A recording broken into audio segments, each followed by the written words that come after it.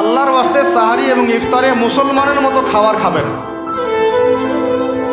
জানোয়ারের মতো খাবার খাবেন না।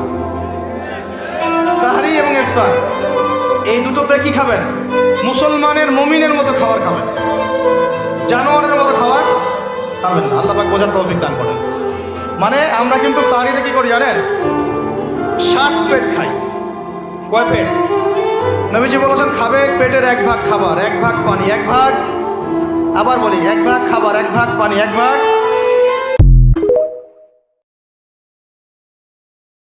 আল্লাহর ওয়াস্তে সাহারি এবং ইফতারে মুসলমানের মতো খাবার খাবেন,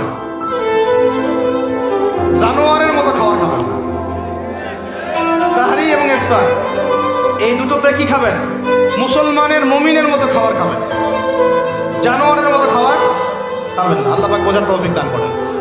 মানে আমরা কিন্তু সাহারিতে কি করি জানেন? 7 পেট খাই। কয় পেট? নবীজি বলেছেন খাবে পেটের 1 ভাগ খাবার, 1 ভাগ পানি, 1 ভাগ, আবার বলি 1 ভাগ খাবার, 1 ভাগ পানি, 1 ভাগ।